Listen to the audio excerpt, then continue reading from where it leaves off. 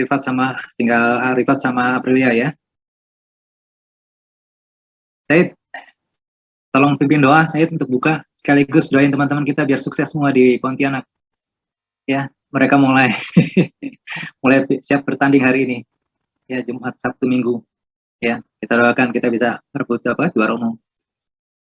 Udah cukup lama nggak dapat juara umum lagi. Ya. Silakan Said, pimpin doa dulu Said. Baik Pak, sebelum melakukan kegiatan pembelajaran, sekaligus mendoakan teman kita semoga mencapai keberhasilan, marilah kita berdoa. Berdoa dimulai.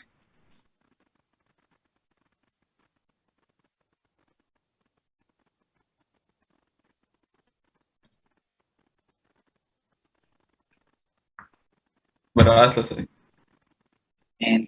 Terima kasih Syahid ya. Baik. Ya, maaf ya minggu kemarin saya nggak bisa hadir ya. Nyetir saya. Jadi saya di mobil, terus langsung jalan ke Solo saya. Jadi hanya berangkat hari Jumat pagi, ya, terus Sabtunya saya pulang. Karena saya harus ngantar anak saya harus check up di Solo. Ya. Jadi jemput dia di pondok terus langsung ke Solo. Janji sama dokter itu malam jam 7:30. Jadi jemput sampai pondok itu sekitar dari pondok keluar jam 10. Itu di daerah dermaga di atas pegunungan gitu ya, turun. Jadi untuk alhamdulillah sampai di sana persis jam 7 nyampe Solo. Jadi langsung ke rumah sakit, di sana langsung. Nah, besoknya baru pulang. Jadi saya nggak bisa join ya, join di teman-teman untuk ngajar ya. Tapi berjalan lancar kan kemarin sama Pak Hari, anak kan? Ya. Ada cerita apa Hana? Yang lucu, ada yang lucu nggak kemarin Hana? Nggak ada yang lucu. Nggak ada yang seru ya. Anita, partnernya kemana Anita? Ya Pak. Hah? Oh, di kelas ini Ilham, Dika, sama satu lagi Ihsan Pak. Ihsan. Yang ikut berangkat siapa? Ilham ya? Ilham, Dika. Sama Dika ya, berdua. Ihsan belum tahun Ihsan? Belum Pak. Belum hadir ya? Ya, kasih semangat aja teman-teman semua yang ikut di KBI, KJI. Semoga sukses ya. Oke, kemarin siapa yang presentasi minggu lalu? Udah selesai semua? Belum kan? Yang bab 2 selesai ya? Bab 2 selesai Pak. Selesai ya, alhamdulillah ya. Materinya juga udah lengkap ya, ditambahin sama Pak Hari ya? Iya Pak. Oke. Jadi itu sebetulnya bekal untuk teman-teman dibaca semua. Insya Allah PW2 gampang. Ya, PW2 gampang. Berarti belajar MK ini, MK3, sebenarnya teman-teman udah nyicil di PW2. Tinggal di rubah-rubah aja. Jadi kalau dokumen kontrak jadikan persyaratan umumnya, itu sudah bisa masuk Anita. Ya, untuk yang lain bisa dipakai. Ya, tinggal nama proyeknya, segala macam diatur, tipe kontraknya, bagaimana, itu tinggal dilengkapi. Nah, yang modul yang Pak Hari juga sudah lebih lengkap gitu ya. Walaupun tidak ada sesuatu yang benar-benar sempurna ya. Jadi kita harus tambah-tambah lagi, harus cari referensinya. Tapi paling enggak, contoh kayak tipe kontrak, itu biasanya saya tampilkan kayak gitu, desain kontrak dibagi lebih mudah. Jadi kita memudahkan mengingatnya, gitu ya. Cukup satu halaman aja kita tahu tipe kontrak secara keseluruhan, perbedaannya dan kelebihannya apa. Gitu. Ya. Oke, ada yang mau ditanyakan nggak? Ada tambah pertanyaan nggak? Silakan pagi ini.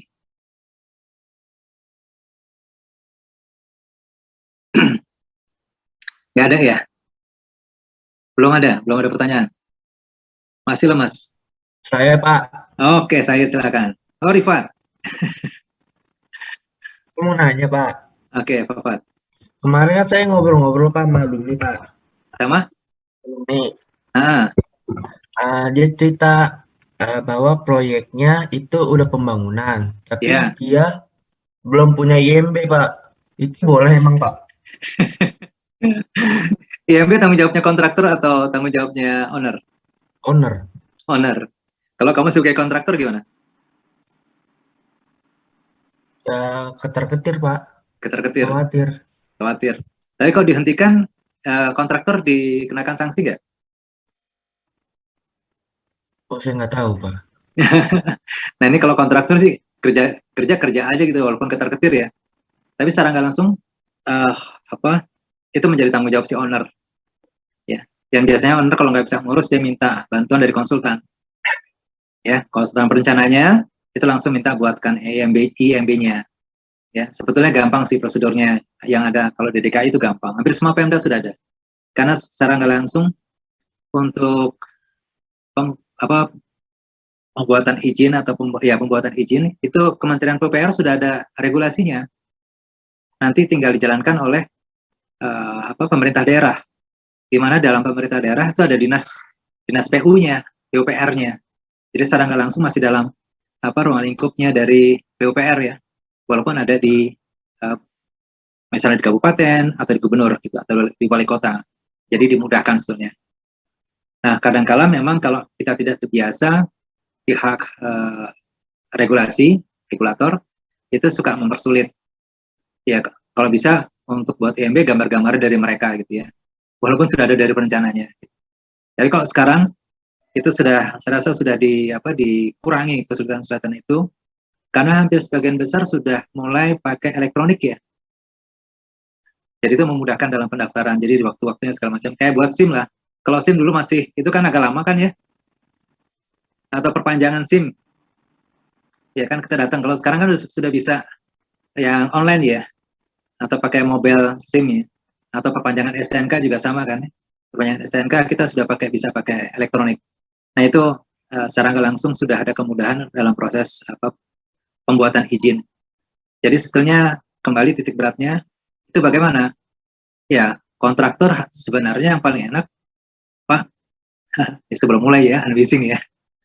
Atau kalau udah menang tender, Pak, kalau misalnya nanti dihentikan dalam pelaksanaannya gara-gara IMB belum keluar, ya mohon kontrak tidak putus, kemudian dipertimbangkan untuk masalah waktu pelaksanaannya. Kan berarti ada penundaan ya, dihentikan semua kan gitu ya, proses penundaan waktu pelaksanaan. Itu kita ngajukan klaim kepada owner. Dan itu bisa dilakukan pada saat kick off meeting. Jadi poin-poin apa saja yang belum lengkap gitu. Ya. Nah, yang sebetulnya yang jadi ketar-ketir oleh si kontraktor adalah ketika mau masuk lapangan itu belum dikasih SPL-nya, surat penyerahan lahan. Kemarin kan Anita ngatakan ada SPMK ya, Anita ya, surat perintah mulai kerja. Nah, kalau itu nggak dikasih dengan SPL, maka kontraktor nggak akan bisa kerja itu. Padahal dalam SPMK sudah tentukan mulai kerjanya tanggal berapa gitu. Nah, kalau SPL belum ada, dia nggak bisa mulai kerja. Nah, dampaknya adalah waktu pelaksanaannya berkurang gara-gara surat itu belum dikasih kepada kontraktor. Nah, kontraktor yang cerdik itu langsung dia akan mengajukan klaim bahwa sebaiknya SPL segera diturunkan dan ada penambahan waktu pelaksanaan sampai SPL itu diterima. Begitu. Ya. Nah, teman kamu langsung tetap kerja nggak proyeknya? Tetap, Pak. Aja. Nah, sekarang kamu nanya juga, proyeknya proyek pemerintah atau swasta? Swasta sih, Pak. Swasta. Apartemen. Apartemen. Itu sebetulnya riskan kalau apartemen. Ya, kalau swasta itu riskan. Kenapa? Karena secara nggak langsung swasta lebih ditekankan untuk mengurus izin-izinnya untuk pembangunan. Jadi kan kalau IMB itu dikeluarkan kalau memang perencanaannya sudah benar kan, sudah oke. Dari gambarnya, perhitungannya. Kalau tidak oke, maka pemerintah daerah mengizinkan untuk pelaksanaan pembangunan. Lokasinya sesuai tidak. Jadi nanti ada beberapa yang diperiksa. Selain perencanaannya, gambarnya, ya speknya itu ada, ya spek secara garis besar aja. Kemudian masuk mengenai AMDAL-nya, analisa dampak lingkungan diperhatikan. Dan satu lagi yang paling penting kalau Pemda tuh koefisien dasar bangunan KDB. Pernah dengar? Pernah kan ya koefisien dasar bangunan. Jadi kalau kita buat rumah luas tanah kita ada misalnya 300 meter persegi. Ya.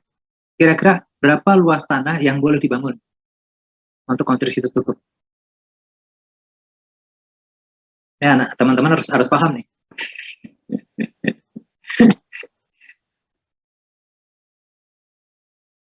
Pas gambar teknik dikasih tahu nggak? 70 bukan Pak? 70, 30% buat lahan hijau. 30% untuk lahan hijau. Oke. Nah, ini kan teman-teman harus cerdik ya, kalau pas saya ngobrol kayak gini, teman-teman bisa searching nih. KDB, koefisien dasar bangunan. Nanti kita bagi kelasnya, Rifat.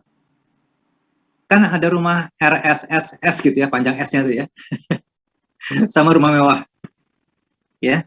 Nah, kalau rumah sederhana, ya 30% untuk apa? 70% untuk bangunan, wajar nggak? Kalau rumah sederhana. Rumah sederhana. 70% untuk bangunan, 30% untuk hijau. Kalau rumah sederhana tipe berapa sih yang paling besar? Anak gedung harus tahu nih. Jangan mikir yang gedung 10 lantai aja, 20 lantai atau 50 lantai. Yang kecil juga harus tahu, karena itu bagian dari anak-anak gedung. Berapa ya? Rumah sederhana.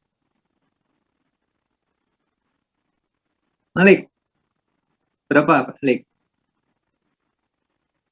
Tipenya Pak. Iya, tipenya aja dulu. 32 mungkin Pak. 32, masih boleh 32.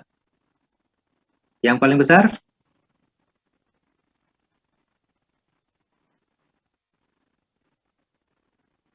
Yang paling kecil? Ada yang pernah ingat? Pernah tahu tipe kecil? 36 Pak. 36 paling besar ya, itu rumah sederhana. Tapi kalau di atas 36, misalnya 45, itu udah kelas menengah. Ya, kelas menengah. Ya, kalau tipe 36, itu luas tanahnya itu sekitar 60 meter persegi. Jadi rumah sederhana itu 60 meter persegi udah bagus bener tanahnya. 60, 72, 90 paling besar. Ya. Nah, kalau sekarang tadi tipe 36, luas tanahnya 60, berapa persen? Sampai 70% nggak? Nggak sampai ya? Nggak sampai. Jadi 50, 50, 60, nanti 50-an, 60-an gitu. Nah, kalau rumah mewah?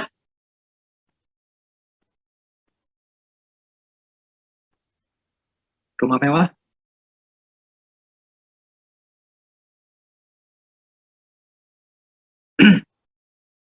Ini kita diskusi, tapi nanti masukan untuk teman-teman ya. Karena secara nggak langsung nanti untuk yang gedung, teman-teman pasti harus bisa nih sebelum melaksanakan. Ya, mana untuk jalur hijau, untuk apa jalur hijaunya, untuk tempat bermain segala macam. Kalau apartemen harus ada tempat bermainnya nggak? Ya, jadi ada area lantainya itu yang harus dikosongkan untuk area main. Publik ya. Karena kemungkinan besar dia lahan untuk hijaunya tuh kurang. Sebagian besar dipakai untuk parkir. Malah sebagian besar habis dipakai untuk bangunan semua. Kita lihat beberapa apartemen kan habis ya. Untuk bangunan semua gitu ya. Nah, itu sebenarnya ada mereka mengkonversikan lantainya nanti yang dikosongkan untuk fasilitas umumnya. Gitu. Jadi kalau rumah tadi itu sekitar 25% koefisien dasar bangunannya. Ya, nanti rumah mewah. Sedangkan kalau yang untuk siapa? Untuk rumah sederhana itu bisa sampai 60 atau 70% luas bangunannya. Ya kalau tanahnya kecil masuk hanya 30% ya. Misalnya tanahnya 45 meter. 30% gitu ya. 30% untuk bangunannya. Berarti ukurannya berapa? 3 kali 5 gitu ya. 1 kamar ya, 2 kamar gitu ya. Ya, tapi saya pernah lihat di YouTube sih. Ukuran bangunannya berapa sih? 1,5 kali 5, 20 meter gitu ya. Dibuat 3 lantai. Pernah lihat? Yang kiri kanannya sudah bangunan tinggi, ya hanya jalan ya. Ya, tinggal dibuat aturannya ya meter. Ya. Ya sekarang cukup banyak orang yang cerdik mempermanfaatkan tanah yang ada, ya tanah yang ada. Ya. Nah itu gambarannya Rifat. Jadi kalau untuk apartemen untuk yang swasta itu harus apa? Dokumen izin-izinnya kalau bisa lengkap semua. Biasanya kalau IMB belum keluar tuh perencanaannya belum ada. Ya. Atau IMB-nya lagi diurus Rifat, temanmu nggak tahu. Mungkin kali ya Pak. Sebab kan kalau belum keluar IMB, kalau jadi kontraktor langsung melaksanakan repot juga. Karena IMB, tadi kan saya bilang syarat kelayakan dari satu bangunan kan ya, perencanaan bangunan kan ya. Kalau tiba-tiba kontraktor mengerjakan, terjadi musibah, Kontraktor ikut terlibat nggak? Ikut, Pak. Iya, ikut terlibat. Itu jadi sengketa nanti. Pasti yang pertama kali dimarahin dulu kontraktor yang pasti ngerjakannya nggak bener gitu. Padahal nanti setelah diusut ternyata konsultannya salah hitung. Bisa semacam itu. Tapi kan sudah masuk proses ranah hukum ya. Polisi datang segala macam itu jadi proyek terhenti itu. Karena pengalaman saya waktu pas di proyek apartemen itu hanya 24 lantai. Bangunannya sih oke-oke saja. Tapi terjadi musibah. Musibahnya apa sih? Nah, ini kita bicara ke bab yang sekarang nih. Bab sekarang pengaturan tata letak lapangan. Ya, jadi sudah diatur rute jalannya di mana, sebelah mana, penimbunan tanah di mana, peralatan beratnya di mana. Nah, ini ketika menggali tanah, ya gali untuk pile cap-nya, jadi pekerjaan ball pile sudah selesai, terus digali tanahnya, mulai mau dipotong untuk buat pile cap. Kemudian ada timbunan tanah, gitu ya, timbunan tanah. Namanya pekerja, yang nggak hanya pekerja, mungkin hampir setiap orang lah. Ya, kalau bisa jalan paling deket lah, jangan jauh-jauh, jangan muter. Kalau ada galian, melipir-melipir lah, dekat supaya kita bisa cepat sampai ke lokasi. Padahal lokasi kan nggak jauh-jauh benar, masih dalam satu proyek. Ya, dia jalan di belakang mobil kren. Ya, mobil kren ngeruk, gitu, taruh di belakangnya, diputar di depan, taruh belakangnya. Behu ya, kok mobil kren, behu. Ya, behu. Dia lihat belakangnya, belakang daripada behu, ya, kepalanya pas muter, kepala behunya itu putar, jadi yang pas operatornya, ya, itu pekerja terkena kepala itu, dan tanah di belakang cukup tinggi timbunannya, karena dia terbawa puter, dia ke tutup tanah, jadi kegencet ke mukanya ke dalam tanah. Itu nggak ada yang tahu, karena nggak bisa teriak lagi, cuman udah ketutup tanah semua kan. Yang tahu cuman operator di tower crane TC. Hebatnya orang kita kok kalau panik itu langsung teriak-teriak dari atas. Padahal TC-nya tingginya udah sekitar 15 meteran sampai 20 meteran. Ya orang cuma lihat-lihat ke atas saja. Padahal yang ada masalah di bawah. Orang nggak bisa nangkap. Akhirnya dia lupa. Dia baru ingat kalau dia harus ngomong pakai HT ya. HT kasih informasi di bawah bahwa orang ada yang kejepit situ. Tapi terlambat. Setelah ditolong sudah meninggal. Hanya kasus itu, ya, maka harus buat laporan kecelakaan. Harus buat laporan kecelakaan sampai rumah sakit sampai dengan ke kepolisian. Polisi datang, maka daerah itu ditutup dulu. Tidak boleh melakukan pekerjaan. Berarti pekerjaan itu dihentikan dulu. Yang lain boleh dikerjakan, tapi dengan syarat. Itu urusannya banyak itu. Ada syarat-syarat ketentuan yang dipenuhi dulu. Jadi serangga langsung proyek ya terhenti 1-2 hari. Padahal mereka dikejar oleh waktu kan ya. Dikejar oleh waktu. Jadi ini jadi hambatan di suatu proyek. Usahakan jangan sampai ada masalah di situ. Ya gedungnya nggak apa-apa, kontraktornya harus tanggung jawab. Gitu. Terus apakah di konsultan ditanyakan? Ya konsultan nggak perlu ini karena itu pekerjaan dari pekerjaan si kontraktor sendiri gitu.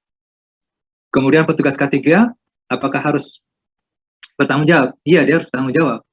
Tapi kembali, mereka udah buat line police, ya, garis polisi, area yang dijalankan, hanya tidak ada rambu, di sini misalnya dilarang, pekerja menerobos juga.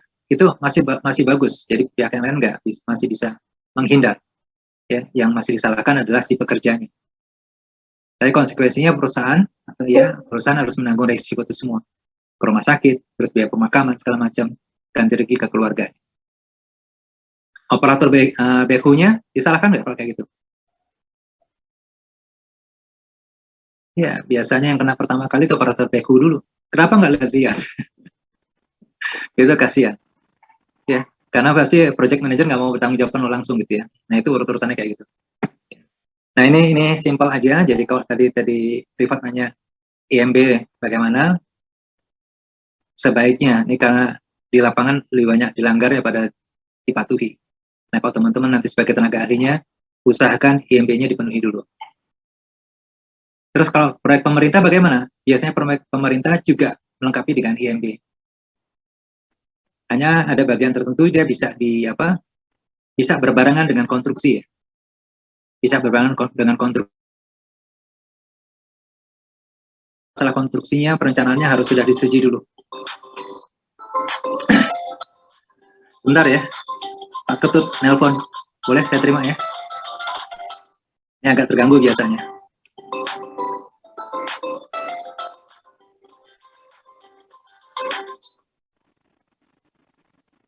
Ya, Mas.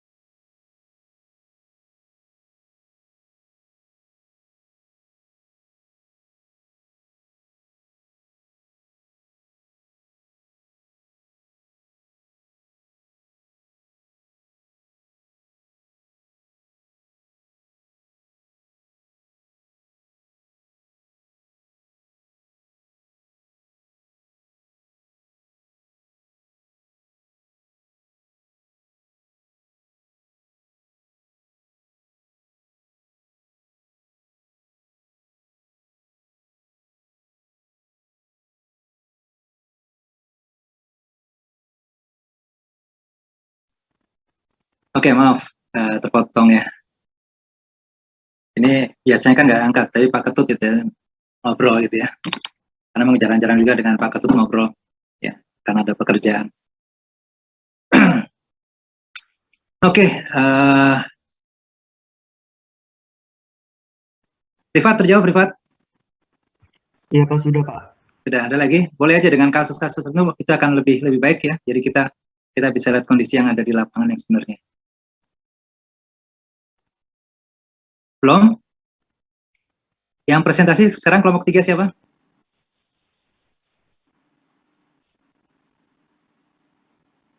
untuk chat out? Saya Pak. Hajar sama? Kavia sama Krisna sama Isan. Oke. Saya kasih film dulu ya, biar enak nanti ngomongnya ya. Sesuai dengan kamu, boleh? Nanti sambil dicatat ya. Mau 1 film atau 2 film? Ditawarin nih. Enggak, volumenya pendek-pendek, apa yang panjang? 2, Pak. Oke, Kalau 2 ya. pendek 2. Kalau pendek 2. Oke, coba kita lihat ya.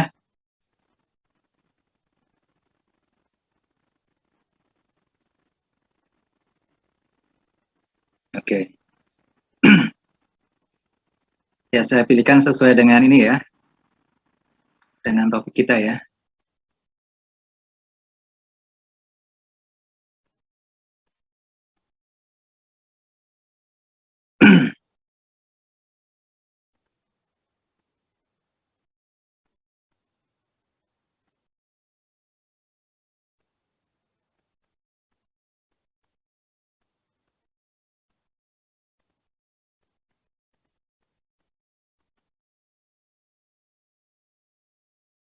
Ya, kita pakai ini aja ya.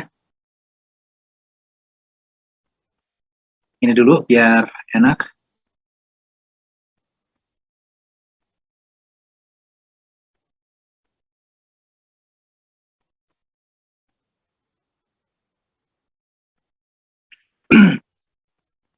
Sudah kelihatan? Belum saya putar. Sudah ya? Sudah, Pak. Oke, saya perbesar dulu.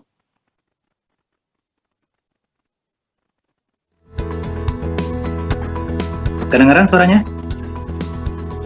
Dengeran, Pak.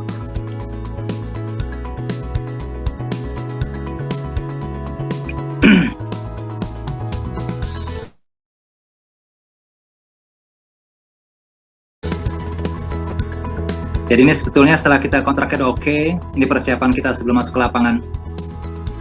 Membuat set plan-nya. Ini lokasi proyeknya yang mau dikerjakan. Ya. Dan disitu juga menggambarkan lingkungannya. Karena begitu kita mengerjakan proyek, kita harus lihat lingkungan kita. Jalan masuknya di mana.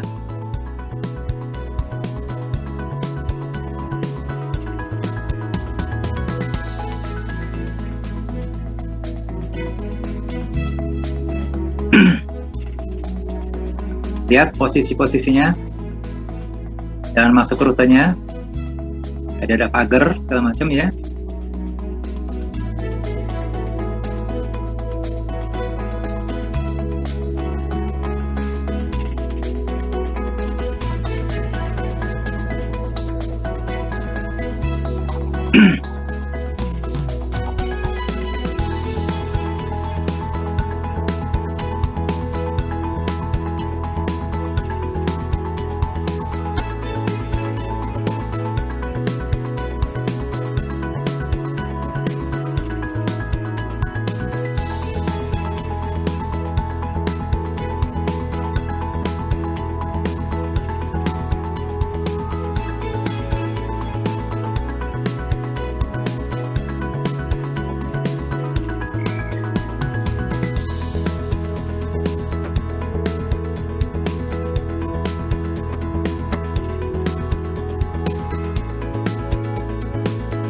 Ini rest area bukan kayak di jalan tol ya, tapi itu barak ya. Ini sarana umumnya, kantin sama tempat ibadah.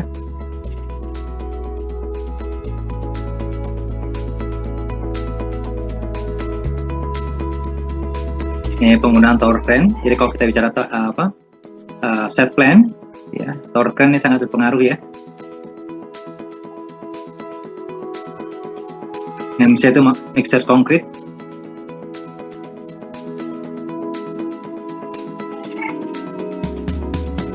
Ini proses pengerjaannya.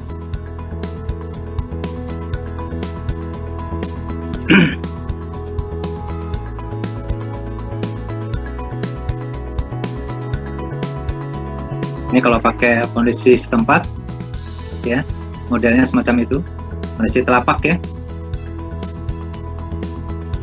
Walaupun ini animasinya nggak tepat benar, tapi secara nggak langsung menggambarkan urutannya. Ya. Kita lihat beberapa lokasi pekerjaan dikerjakan secara bersamaan. Jadi pengaturan tenaga kerja harus bagus benar.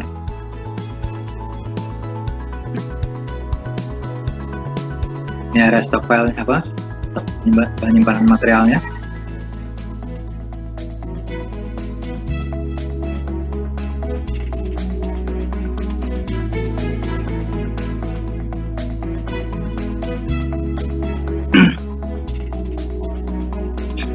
Jadi ini juga di bagian atas ini ada pergerakan waktunya, kapan harus bergerak mana ya pekerjaannya.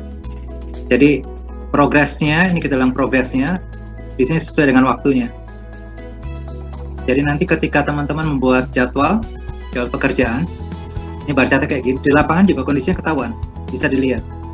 Nah sekarang kita sudah mempergunakan yang namanya istilahnya BIM, Building Information Modeling. Ya kalau misalnya Kevin masih ingat pertanyaan yang dulu, nah ini dipergunakan untuk perencanaan tata letak lapangan semacam ini. Jadi bisa dimonitor dari waktu ke waktu perkembangan pekerjaannya. Jadi kinerja proyek bisa ketahuan. Kalau terlambat bagaimana, warnanya apa, mereka akan tahu langsung.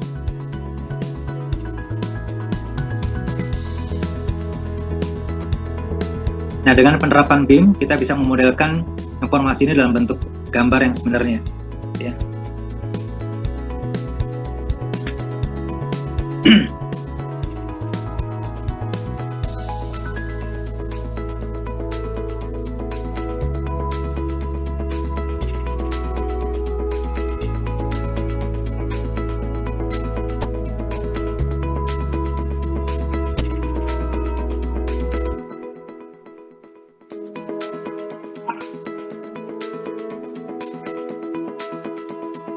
Jadi proyek ini selama berapa bulan? Dari Juli sampai dengan Januari 2020. 2018 sampai 2020. Nah ini prosesnya, checklistnya, pekerjaan. Ya. Jadi kemajuan langsung ketahuan.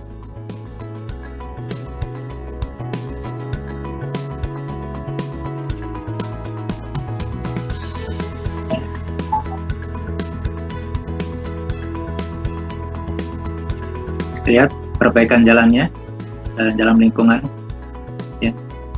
Ini finishing, mulai finishing sebelah sini ya, bersamaan kita lihat ini.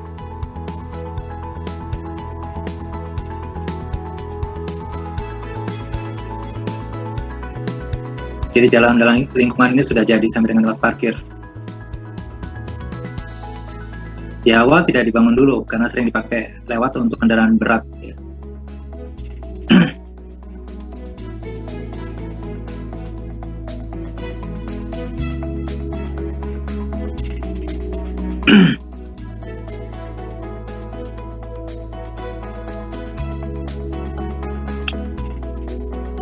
Ini arenanya arena futsal ya, bukan lapangan bola ya, futsalnya. Iya.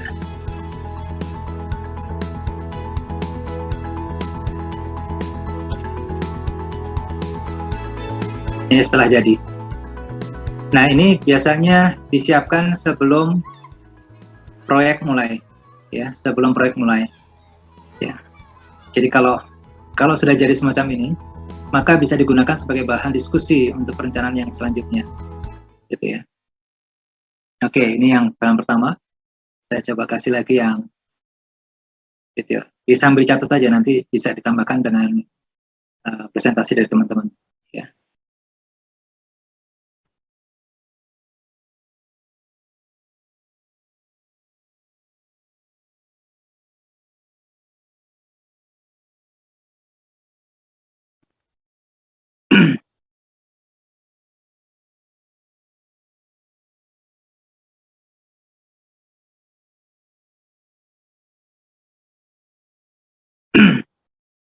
Kalau tadi kurang detail, kita nggak bisa lihat bagian bawahnya pekerjaan ini, mudah-mudahan bisa kelihatan.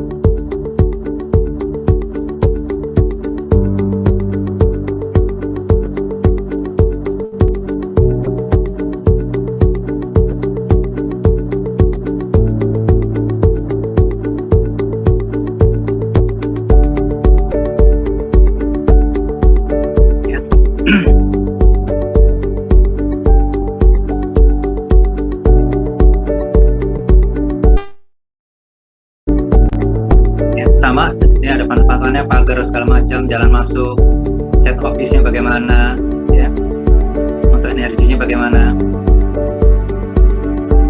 ini penebangan bagaimana, pengurangan tanamannya.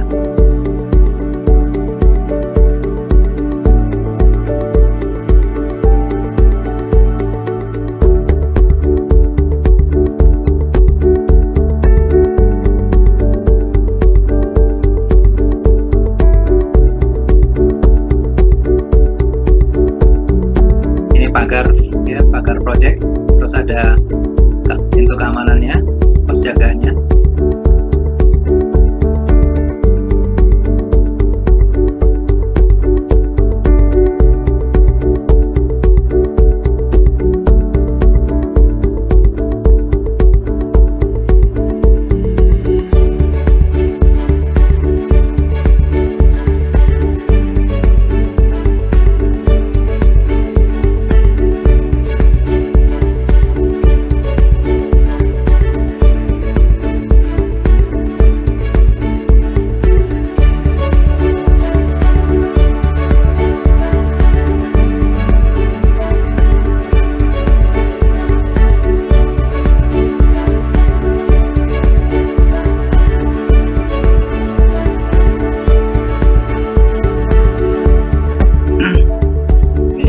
Fondasi pertama ya, yang pancang atau porpel dilakukan lebih dulu. Setelah siap, jadi itu biasanya di bawah atau rekan juga udah ada fondasinya dulu. Ya, nah ini pengerjaan daripada lantai dasarnya.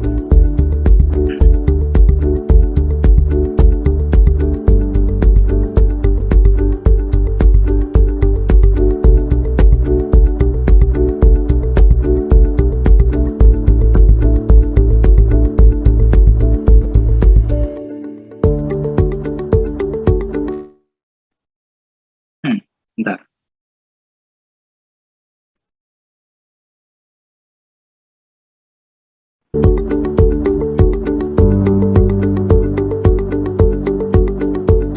Maaf ya.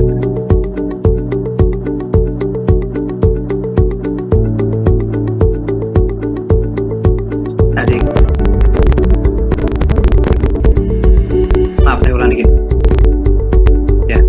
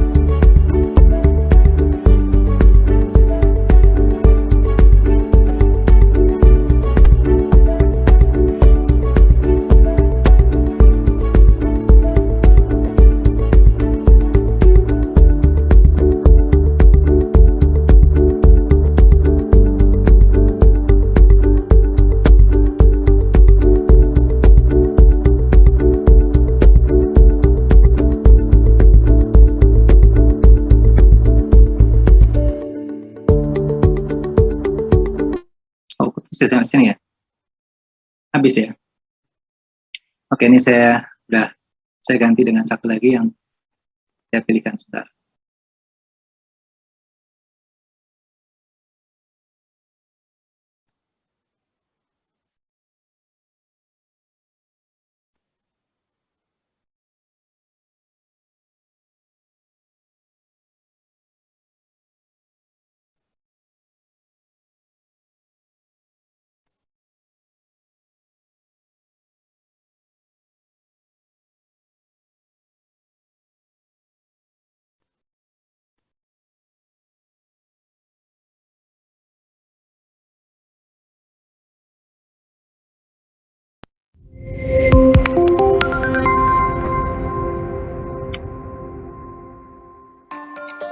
Visual 5D are specialists in the production of 4D construction and site logistic animations used to communicate the activities of a build during the planning stages. We have helped to redefine how contractors present their bids by pushing boundaries of what can be communicated to win major contracts. Our realistic visuals, technical content and interactive interfaces have established us as leaders in the field, and we are the preferred supplier to some of the industry's largest contractors. At V5D, we have been working at the leading edge of computer technology during its most exciting era, with the adaptation of building information modeling into the construction industry.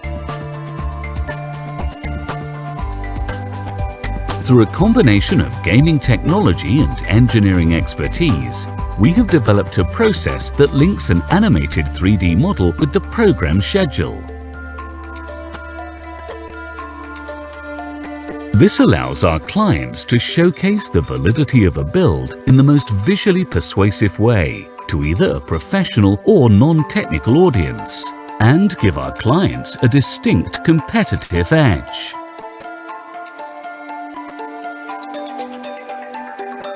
We can show alternative methods of construction if the contractor has a more efficient and quicker alternative to the design proposal.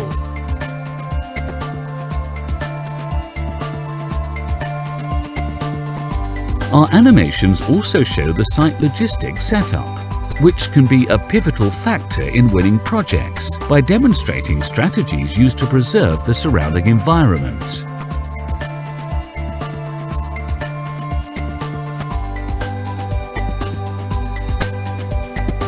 Often, contractors can score high marks in bid presentations by addressing site constraints and showing methodologies used to minimize disruption to neighboring buildings, roads and paths, and maintaining a safe working environment.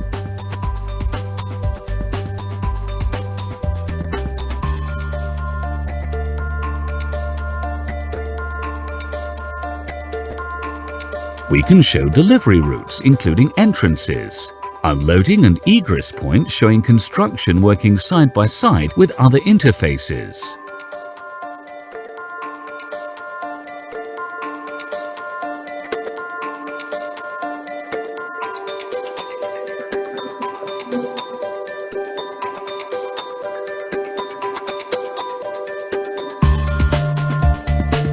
At interval points in the animation, we can visualize a real-time eye-level view of the construction site, showing the implementation of logistics and construction method.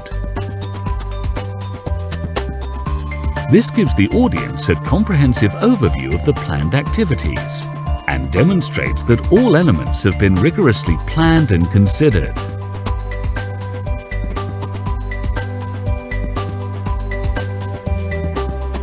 One of the key attributes of V5D is that our team are all from a construction background, either in BIM, engineering or architectural disciplines.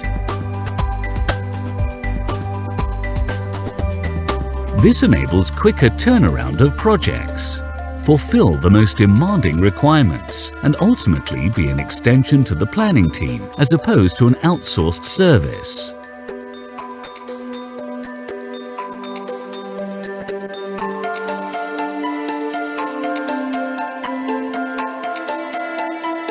Today, we work exclusively for contractors on bids all over the UK, Ireland and North America, ranging from retail, commercial and public sectors to civil and engineering schemes.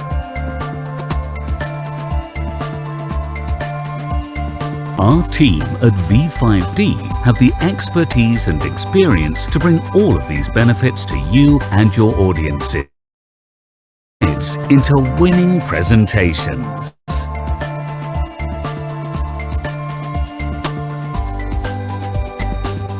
We are the visual communication experts for the construction industry.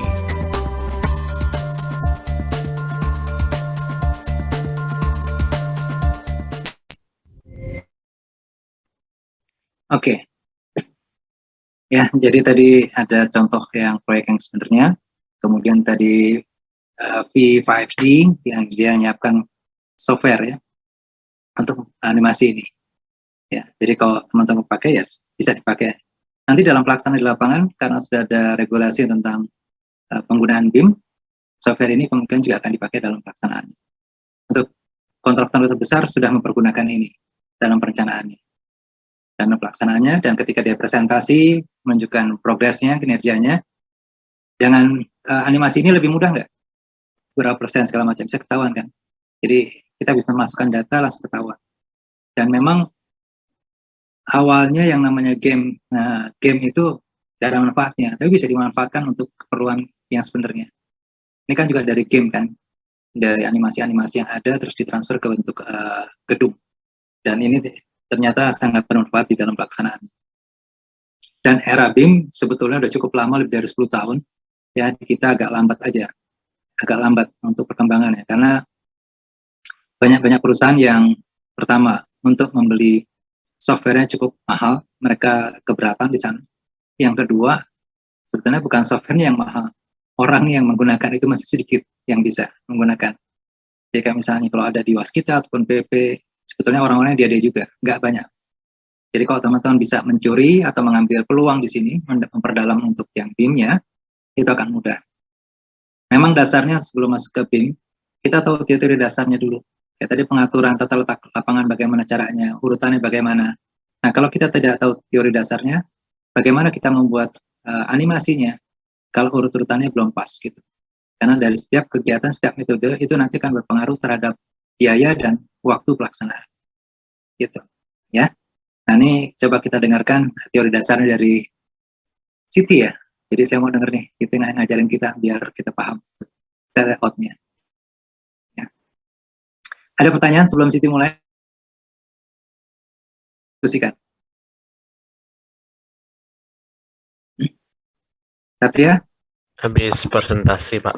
Habis presentasi. Oke, baik. Kalau gitu, silakan. Tim leadernya siapa? Satria? Atau Siti? Krisna, Pak, Krisna. Saya. Oh, Krisna. Silakan. Oh, ini Krisna kan waktu yang BIM kan, Kris? Enggak, Pak. Itu Ilham. Berarti kamu harus tampilkan juga sekarang ya. Oke, silakan. Biar boleh di-share aja PT-nya. Izin Share screen ya, Pak? Ya, silakan.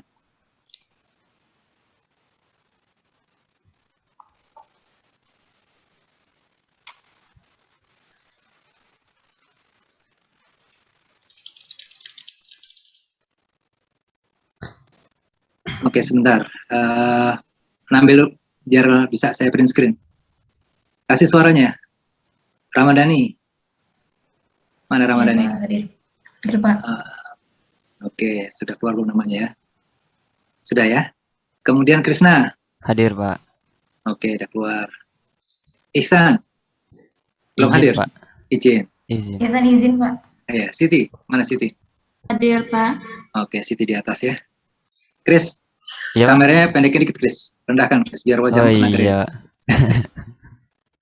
Ya. Kak Via, Devia. Oh, Devia cukup. Dia nggak pernah jadi adik dia. Paling tua Kak Via. Oke, baik, saya ambil gambarnya dulu ya. Oke, terima kasih. Silakan. Ya. Assalamualaikum warahmatullahi wabarakatuh. Assalamualaikum warahmatullahi wabarakatuh. Selamat pagi semuanya, teman-teman, Pak Agung. Jadi di sini kami dari kelompok 1 ingin mempresentasikan hasil diskusi kami tentang site layout planning. Nah, sebelumnya perkenalan dulu. Di sini ada Kafia Ramadhani, ada seperti ada Muhammad Ihsan sedang izin, dan Siti Hajar. Nah, next, Jar.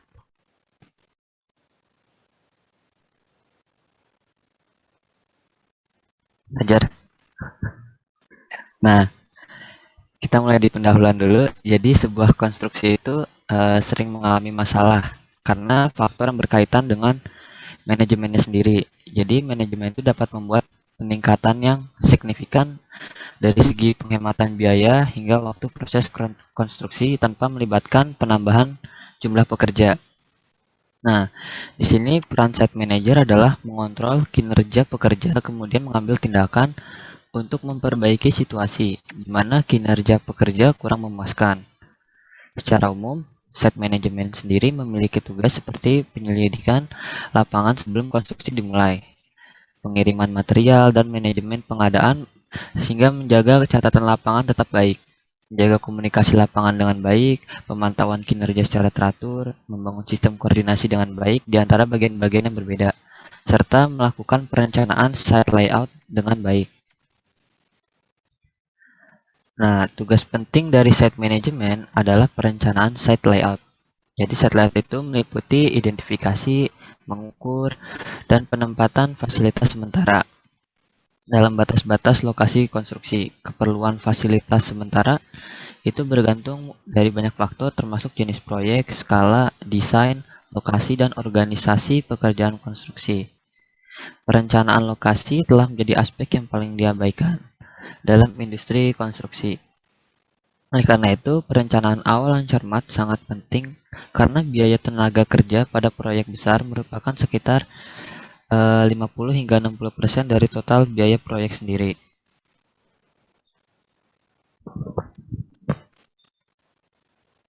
Terus ada 2 tujuan umum yang perencana harus penuhi dengan hati-hati. Yang pertama, lokasinya harus dirancang untuk memaksimalkan efisiensi operasi untuk meningkatkan produktivitas pekerja, agar waktu proyeknya sendiri dapat dipersingkat dan menghemat biaya juga. Lalu yang kedua, perencana harus membuat proyek dengan lingkungan kerja yang baik agar dapat menarik dan mempertahankan personil terbaik. Dengan demikian, kualitas dan produktivitas kerja terjaga dengan baik. Lalu ada masalah perencanaan site layout telah dipecahkan oleh para peneliti dengan menggunakan 2 teknik, yaitu ada optimasi dan heuristik. Optimasi telah dirancang untuk menghasilkan solusi yang optimal. Namun, metode ini tidak dapat diadopsi untuk proyek skala besar. Nah, yang kedua ada metode heuristik, digunakan untuk menghasilkan solusi yang baik tapi kurang optimal. Metode ini adalah satu-satunya metode yang dapat memecahkan permasalahan proyek yang kompleks. Nah, metode heuristik itu mirip kayak yang kita pelajarin di MK sebelumnya tuh yang metode CPM kayak gitu. Lanjut. Nah, selanjutnya ini ada permasalahan. Dengan gak adanya perencanaan site layout yang baik, itu bisa mengakibatkan beberapa hal berikut. Yang pertama itu kesalahan penempatan material, kesalahan lokasi pabrik dan peralatan, lokasi yang ruangnya kurang memadai, serta kesalahan penempatan pos yang berhubungan dengan keefektifan penggunaannya. Nah, yang pertama itu kesalahan penempatan material, contohnya itu material ditebar di atas saluran drainase atau di tepi galian, kemudian material terlalu jauh dari area kerja, material terlalu jauh dari radius derek, material menghambat kelancaran arus lalu lintas kerja pada lokasi proyek. Selanjutnya, kesalahan lokasi pabrik dan peralatan. Contohnya itu, mixer tidak dapat dimuat untuk pengiriman barang atau tidak cukup ruang untuk penyimpanan agregat, derek tidak dapat menjangkau seluruh bagian pekerjaan, serta kerekan memiliki kapasitas atau ketinggian yang tidak memadai untuk menangani beban, atau letak kaitannya tidak tepat dengan tata letak lantai. Lalu, lokasi yang ruangnya kurang memadai, contohnya itu material ditumpuk hingga tinggi atau ditumpuk di jalan raya yang atau area kerja menjadi terlalu sempit atau area tambahan harus dialokasikan dengan konsekuensi pemborosan waktu yang disebabkan karena harus melakukan perjalanan ke lokasi tersebut. Setelah itu ada kesalahan penempatan pos yang berhubungan dengan keefektifan penggunaannya. Contohnya itu letak kantor terlalu dekat dengan aktivitas bising seperti mixer atau terlalu dekat dengan jalan yang kondisinya berdebu. Dan letak gudang yang aksesnya tidak memadai untuk bongkar muat atau terletak di daerah yang tidak aman. Selanjutnya ada present practice atau praktiknya di lapangan. Nah, dalam prakteknya itu, para pekerja di lapangan biasanya memberi tanda suatu lokasi sekaligus kebutuhan fasilitas sementara berdasarkan dengan durasi pekerjaannya. Perencanaan site layout merupakan salah satu bentuk perencanaan awal yang harus diselesaikan karena hal tersebut mempunyai pengaruh yang besar terhadap pekerjaan-pekerjaan lain seperti penjadwalan, pemilihan metode dalam penyelesaian proyek, pengadaan barang dan jasa, serta perhitungan biaya. Yang keempat, ada bagian-bagian dari site layout. Tujuannya itu adalah untuk menciptakan produktivitas dan keamanan, mengurangi penggunaan lahan berlebih pada proyek konstruksi yang bersifat sementara, dan memaksimalkan utilitas yang ada. Nah, yang pertama itu ada safety atau keselamatan. Di antaranya itu harus ada APAR, first aid kit, safety supplies seperti rompi safety, sepatu safety, gloves, helm, atau goggles, dan lain-lain.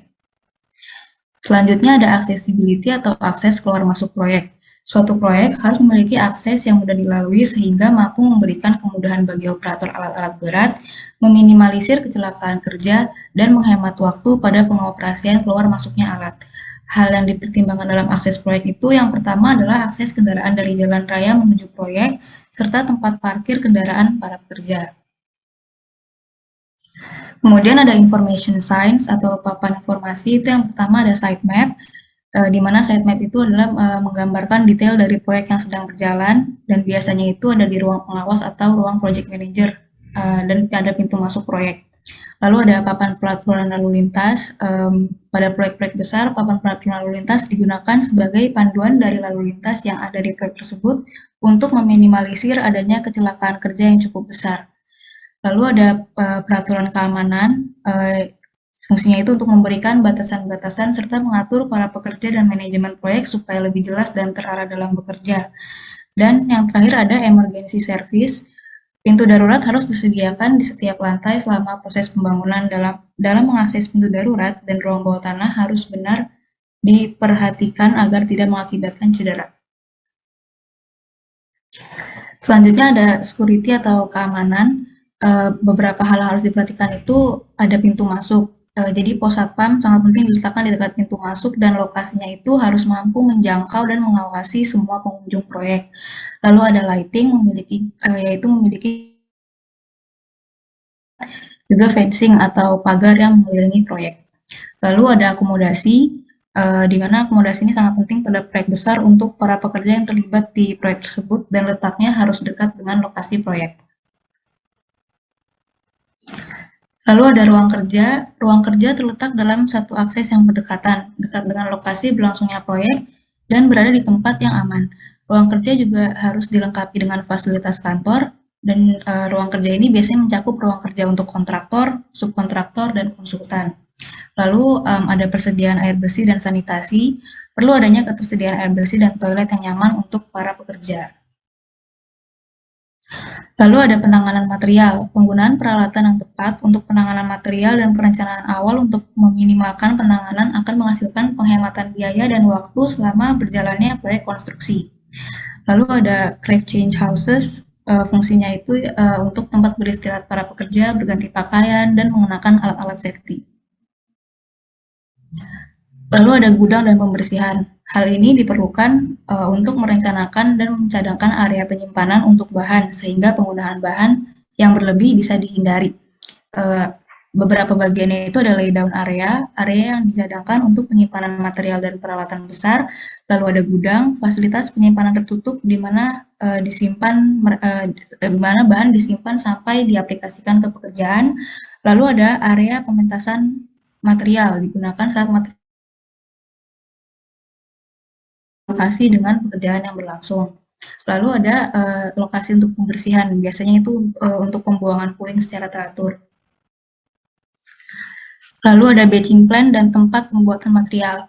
Batching plan disediakan di lokasi proyek untuk memproduksi beton dengan cara yang ekonomis. Pada lokasi ini terdapat tempat penyimpanan untuk agregat, semen, dan bahan pembuatan beton dan alat-alat lainnya seperti peralatan listrik, mekanikal, pertukangan, dan lain-lain.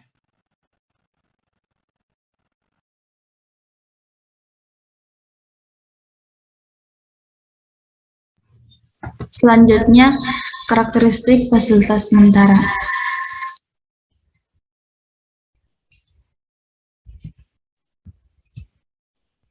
Yang pertama, yaitu memenuhi peraturan lingkungan dan keselamatan. Semua fasilitas sementara harus memenuhi peraturan lingkungan dan keselamatan. Perhatian khusus harus diberikan untuk fasilitas sementara seperti batch plant yang memiliki potensi polusi tinggi. Perencana harus membuat pengaturan yang tepat untuk mengendalikan polusi udara, air, dan suara dari fasilitas tersebut. Kemudian yang kedua, yaitu ketersediaan beragam solusi untuk masalah yang sama. Ada banyak pengaturan yang dapat dibuat untuk mendirikan fasilitas sementara. Misalnya, jika gudang diperlukan, perencana dapat membangun gudang di lokasi, menggunakan fasilitas yang ada di lokasi, menyewa gedung dekat lokasi, atau rencanakan pengiriman tepat waktu. Berdasarkan penggunaan gudang, masing-masing alternatif dapat dibagi lagi menjadi beberapa sub-item.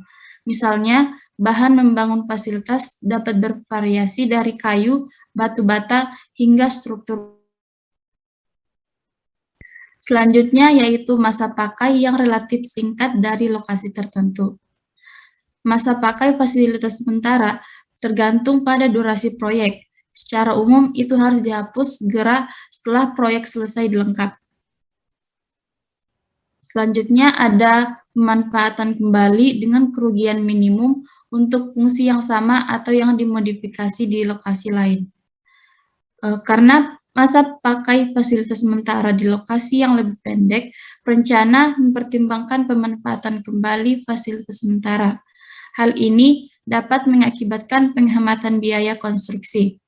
Dengan modifikasi yang sesuai, sebagian besar fasilitas sementara dapat digunakan untuk tujuan yang lebih berbeda.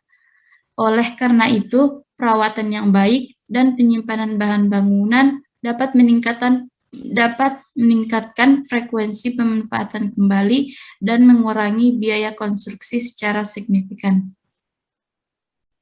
Selanjutnya, kemudahan perakitan, pembongkaran, dan eksploitasi. Struktur fasilitas sementara yang mudah untuk dirakit dan dibongkar akan mengurangi waktu perakitan dan pembongkaran. Sebagai disebutkan di atas, fasilitas sementara perlu dihapus dalam waktu yang sangat singkat, di mana waktu setelah proyek selesai. Dengan demikian, struktur fasilitas sementara harus mudah untuk merakit dan membongkar tanpa merusak komponen struktur. Prefabrik modul ideal untuk membangun fasilitas sementara dan untuk merakit dan membongkar. Selanjutnya yaitu standarisasi desain. Standarisasi desain dan konstruksi fasilitas sementara dapat meningkatkan frekuensi pemanfaatan kembali dan mengurangi jam kerja dan biaya diperlukan untuk pembangunan fasilitas. Pendekatan ini membuat pemeliharaan, transportasi, dan penyimpanan fasilitas sementara mudah. Manfaat kurva belajar dapat diperoleh dari operasi lapangan yang berulang, yang menghasilkan peningkatan produktivitas dan kualitas. Juga manfaat diperoleh dengan memberikan pertukaran suku cadang yang lebih baik dan mengurangi variasi suku cadang yang disimpan di gudang. Yang keenam yaitu identifikasi dan ukuran fasilitas. Mengidentifikasi fasilitas sementara yang diperlukan untuk proyek tertentu dan menentukan areanya adalah keputusan sulit yang memerlukan pertimbangan menyeluruh dari kondisi proyek dan lokal peraturan. Dalam praktik saat ini, perencanaan tata letak sering dilakukan secara cepat dengan menyesuaikan rencana sebelumnya, terutama berdasarkan pengalaman dan akal sehat manajer proyek. Di banyak situasi, beberapa fasilitas yang diwajibkan oleh peraturan setempat seperti kantor P3K mengakomodasi nanti bisa mahal dan bisa menyebabkan kerugian dari produktivitas situs. Sementara beberapa informasi yang berkaitan dengan identifikasi dan ukuran fasilitas telah didokumentasi dalam literatur. Namun, informasi ini tersebar dan tidak mudah digunakan. Untuk mengembangkan basis pengetahuan Identifikasi fasilitas dan penentuan area pengetahuan diperoleh dan dikumpulkan dari berbagai sumber, termasuk keselamatan konstruksi dan manual kesehatan, buku pegangan perusahaan, disertai yang diterbitkan, artikel teknis, dan wawancara dengan beberapa ahli di industri konstruksi. Selanjutnya ada pemilihan fasilitas sementara.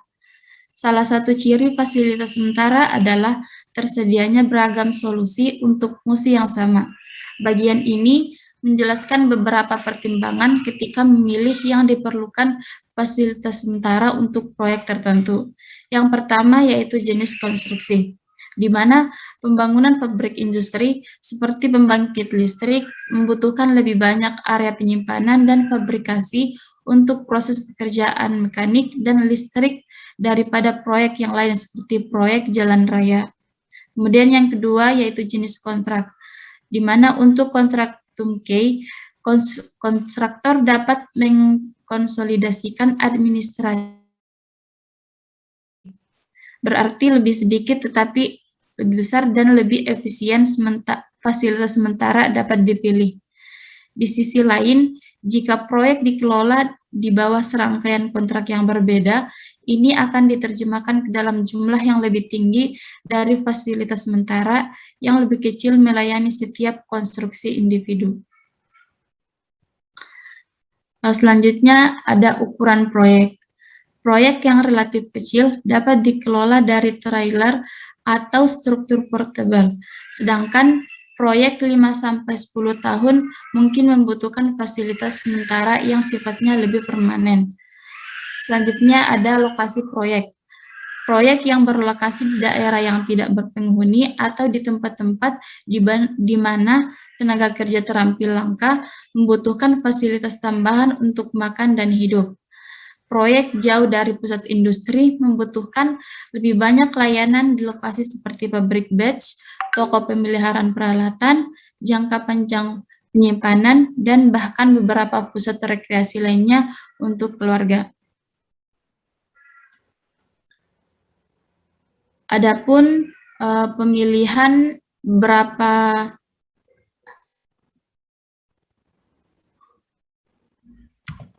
pemilihan beberapa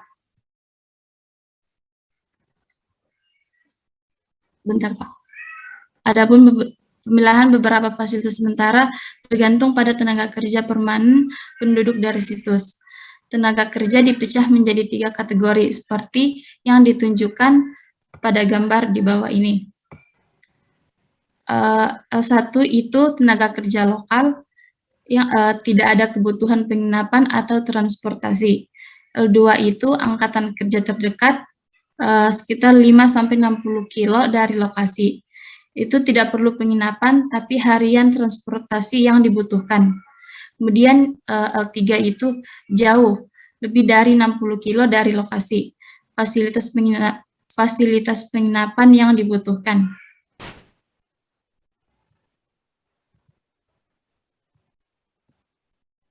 Jenis dan jumlah fasilitas sementara yang dibutuhkan untuk proyek tertentu harus ditentukan sebelum ukuran dan lokasinya. Tabel 1 memberikan daftar fasilitas umum sementara yang dapat digunakan dalam suatu proyek. Sementara beberapa fasilitas sementara akan dipilih dari daftar ini untuk proyek tertentu, dengan mempertimbangkan faktor-faktor yang disebutkan di atas, serta fasilitas sementara lainnya dibenarkan oleh keunikan proyek. Ini untuk daftar nama fasilitas. Yang pertama itu ada kantor kerja, kantor perwakilan pemilik, kantor subkontraktor, kantor pertolongan pertama, informasi dan pos jaga, toilet di lokasi, asrama staf atau insinyur, asrama keluarga staf atau insinyur, asrama buruh, asrama keluarga buruh, ruang makan untuk tenaga kerja, kamar mandi untuk persalinan, kamar kecil untuk persalinan, toko perawatan peralatan, tempat parkir untuk mekanik, halaman penyimpanan rebar prefabrikasi, halaman fabrikasi rebar, halaman penyimpanan rebar fabrikasi, toko pertukangan. Selanjutnya ada halaman penyimpanan untuk kayu, halaman penyimpanan untuk kayu yang dibentuk, gudang semen, batch plan dan penyimpanan agregat, ruang ganti kerajinan, laboratorium pengambilan sampel, halaman penyambungan pipa, halaman penyimpanan pipa, toko las, tempat parkir, tangki, penyimpanan laydown jangka panjang, ruang mesin, toko elektronik, toko fabrikasi baja, toko sandblast, toko lukisan, tempat penyimpanan perancah, dan yang terakhir ada gudang bahan. Untuk ukuran fasilitas sementara, setelah memilih fasilitas sementara yang dibutuhkan di lokasi, ukuran yang dibutuhkan untuk mereka harus diperkirakan. Pada tenaga kerja persyaratan, perkiraan jumlah pekerjaan, tingkat produksi sumber daya, ketersediaan ruang situs, dan pertimbangan biaya. Beberapa aturan praktis, peraturan keselamatan, dan kriteria lain untuk ukuran fasilitas sementara dijelaskan di bawah ini. Yang pertama, ada aturan praktis untuk fasilitas sementara. Menurut survei di antara 36 perusahaan konstruksi dengan berbagai ukuran sementara fasilitas didasarkan pada kebutuhan tenaga kerja, ukuran proyek, durasi atau biaya. Mengabaikan yang besar variasi nilai numerik. Aturannya menunjukkan bahwa perusahaan memiliki praktik serupa, namun beberapa penyesuaian harus dilakukan ketika diterapkan pada proyek yang unik. Tabel 2, 3, dan 4 menggambarkan hasil survei nilai yang disajikan pada tabel 4 untuk rentang proyek dari 200 juta menjadi 4,5 miliar dengan nilai rata-rata sekitar 2 miliar. Ini untuk tabel 2 yaitu perkiraan area untuk fasilitas sementara. Untuk fasilitas rumah ganti kerajinan pekerja itu maksimumnya 2,7. Waktu kantor pekerja maksimumnya 13,5. Jumlah orang per gang Kuningan maksimumnya itu 250%. Jumlah pekerja per tempat parkir maksimumnya itu ada 4. Kemudian area yang dibutuhkan untuk setiap unit prakerja yaitu maksimumnya 36. Kemudian untuk tabel 3 yaitu rentang kebutuhan ruang kantor. Untuk kantor manajer proyek rentang ukurannya 12 sampai 25. Kemudian untuk 9 sampai 14 insinyur mekanik 9 sampai 11, pembelian 46 sampai 84, jadwal dan kontrol biaya 28 sampai 93, akuntansi 37 sampai 80, pertolongan pertama 17 sampai 19, klerikal 28 sampai 74, dan terakhir yaitu naksir itu 11. Untuk ukuran fasilitas sanitasi tergantung pada kebutuhan tenaga kerja dan dapat seluruhnya sementara atau permanen. Jika toilet portable digunakan, minimal 1 toilet per 20 orang harus disediakan. Ruang yang dibutuhkan untuk beberapa fasilitas sebagai toko fabrikasi tergantung pada jumlah pekerjaan fabrikasi di tempat serta tingkat fabrikasi yang ditentukan oleh konstruksi jadwal. Juga ukuran toko pemilihan peralatan tergantung pada jumlah peralatan konstruksi di lokasi. Dan ini untuk rentang kebutuhan ruang kantor. Selanjutnya, berdasarkan pengalaman, persamaan umum berikut digunakan untuk menentukan bahan area penyimpanan untuk semua jenis proyek konstruksi. Tabel 5 itu menunjukkan parameter yang mempengaruhi ini yaitu total area penyimpanan yang dibutuhkan. AN dapat dihitung sebagai berikut.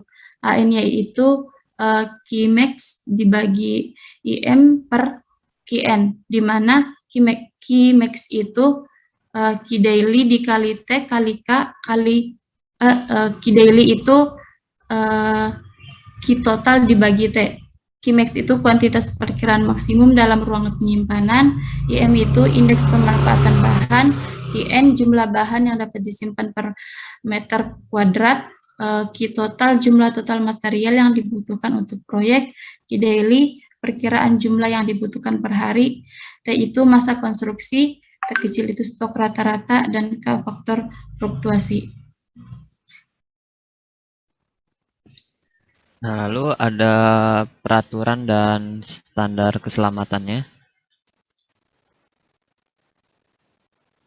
Lanjut ya.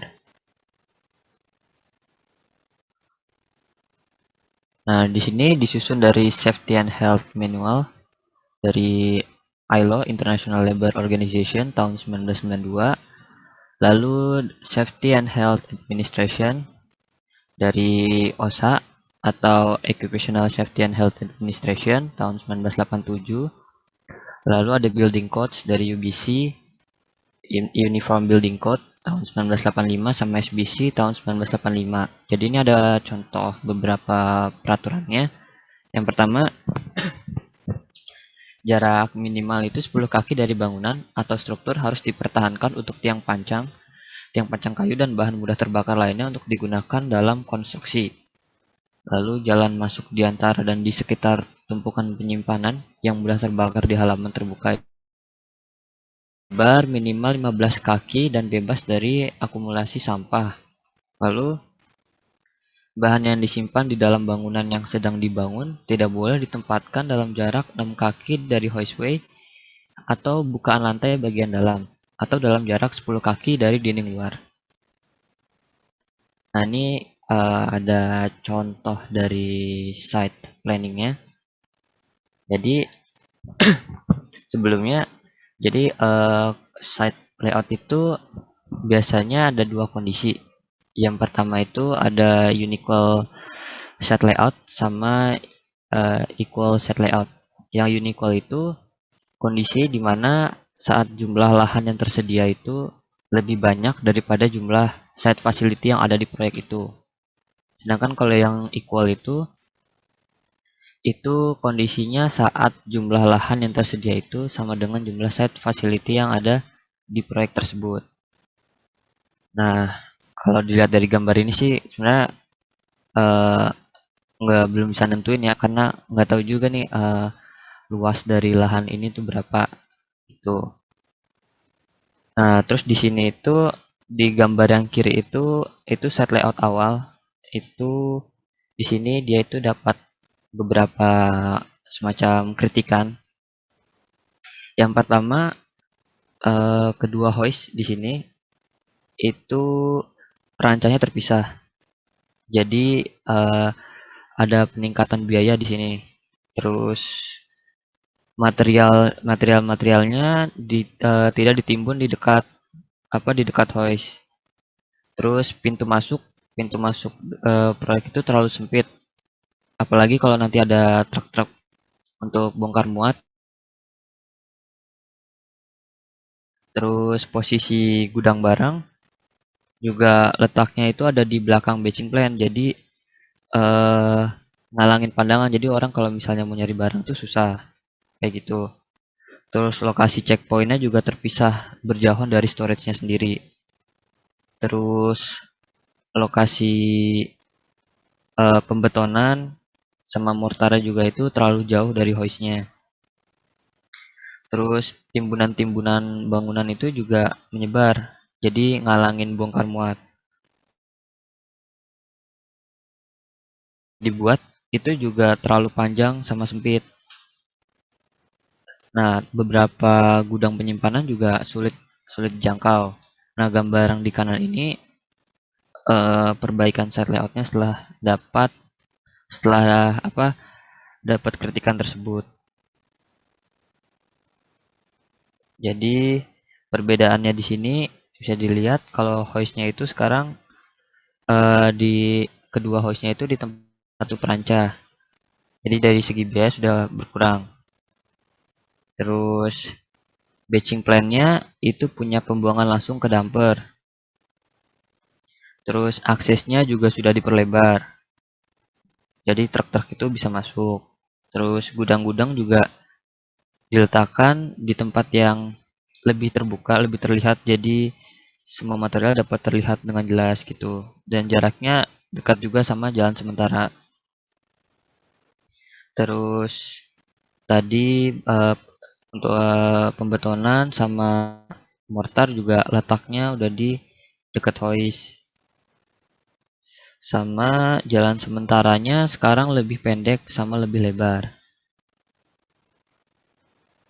Nah, jadi dalam menentukan site layout yang optimum itu sebenarnya ada perhitungannya dari gabungan antara traveling distance sama safety index, itu ada perhitungannya. Nanti coba biar saya share jurnalnya nanti. Jadi kurang lebih itu presentasi dari kelompok kami. Ada yang ingin bertanya atau menambahkan?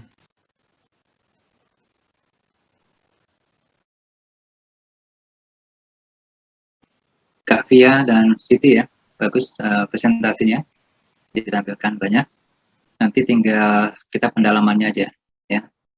Mudah-mudahan ini kalau digabung dengan tadi presentasi film tadi, ini akan melengkapi, saling melengkapi ya. Karena secara nggak langsung nanti metode kerja akan mempengaruhi penempatan daripada bangunan-bangunan sementara, tadi kita sebagai fasilitas. Karena kalau metode kerja yang tidak kita ketahui, maka penempatan bangunan sementara juga akan tidak tepat gitu ya.